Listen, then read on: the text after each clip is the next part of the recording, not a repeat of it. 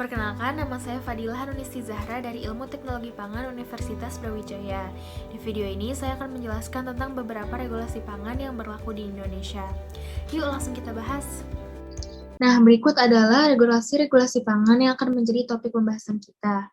Regulasi pangan yang akan kita bahas pertama adalah Perkab BPOM nomor 1 tahun 2017 tentang pengawasan pangan olahan organik. Pangan organik adalah pangan yang berasal dari lahan pertanian organik yang menerapkan praktek pengelolaan yang bertujuan untuk memelihara ekosistem melalui beberapa cara seperti daur ulang sisa tumbuhan, pengelolaan air, pengolahan lahan, dan lain-lain. Kemudian, pangan olahan organik adalah makanan atau minuman yang berasal dari pangan organik hasil proses tertentu dengan atau tanpa bahan tambahan yang diizinkan. Pengedaran pangan olahan organik di wilayah Indonesia wajib memenuhi persyaratan keamanan, mutu, dan gizi pangan. Persyaratannya meliputi pertama, pangan olahan organik harus mengandung pangan organik paling sedikit 95%. Dua, pangan non-organik dalam produk dapat digunakan paling banyak 5%. Ketiga, air dan garam yang dimaksud merupakan air dan garam yang ditambahkan selama proses pengolahan. Keempat, garam yang dimaksud berupa natrium klorida dan atau kalium klorida. Kelima, bahan yang digunakan untuk pembuatan pangan olahan organik dilarang mendapat perlakuan iradiasi dan atau berasal dari produk rekayasa genetik. Keenam, pangan olahan organik diperbolehkan menggunakan BTP dan atau bahan penolong, serta harus dibuktikan dengan sertifikat organik yang diterbitkan oleh LSO. Berikut adalah beberapa contoh BTP dan bahan penolong yang diizinkan untuk digunakan pada pangan olahan organik. Kemudian, untuk label dan iklan, pangan olahan organik wajib mencantumkan tulisan organik dan logo organik Indonesia pada label dan iklan produk. Selanjutnya adalah bentuk sanksi yang diberikan apabila ada persyaratan atau aturan yang tidak dipenuhi atau dilanggar.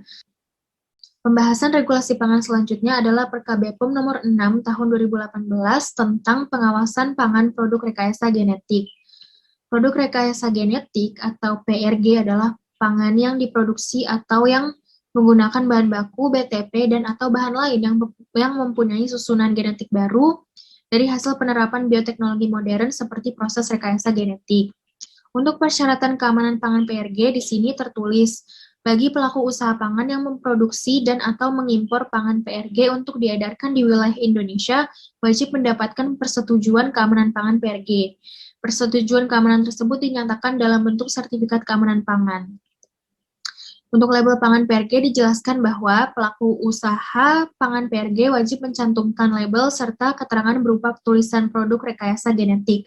Ketentuan tersebut tidak berlaku untuk minyak, lemak, gula, pati, atau pangan PRG lain. Pembahasan ketiga terkait SNI 2983 tahun 2014 mengenai kopi instan, di mana SNI ini merupakan SNI wajib. Hal pertama yang dibahas adalah istilah dan definisi, di mana pada peraturan ini mencakup definisi baik dari kopi instan maupun kopi instan dikafein. Jadi, kopi instan adalah produk kopi berbentuk serbuk yang diperoleh dari proses pemisahan biji kopi tanpa dicampur dengan bahan lain, sedangkan kopi instan decaf merupakan kopi instan yang sebagian besar telah dikurangi kandungan kafeinnya melalui proses ekstraksi tertentu. Lalu, untuk bahan baku dan pengemasan, baik kopi instan ataupun kopi instan dikafein, keduanya sama-sama berbahan baku dari biji kopi. Berikut adalah 10 syarat mutu yang wajib dipenuhi untuk kopi instan. Syarat ini harus dipenuhi agar produk kopi instan dinyatakan lulus uji sehingga memiliki standar SNI dan diizinkan beredar di Indonesia. Untuk prosedur uji syarat mutu, hygiene, dan syarat penandaan terdapat di peraturan dan lampiran dari regulasi SNI terkait. Pembahasan terakhir adalah SNI 2971 tahun 2011 mengenai susu kental manis yang merupakan SNI sukarela. Pada peraturan ini terdapat 4 klasifikasi jenis susu kental manis, yaitu susu kental manis, susu skim kental manis, susu skim sebagian kental manis, dan susu kental manis tinggi lemak. Yang membedakan keempat jenis susu ini adalah bahan bakunya, di mana bahan baku untuk masing-masing jenis susu meliputi campuran susu dan gula, susu skim, dan susu yang ditambah dengan lemak susu. Untuk komposisi terbagi menjadi 2, yaitu bahan baku utama dan bahan lain.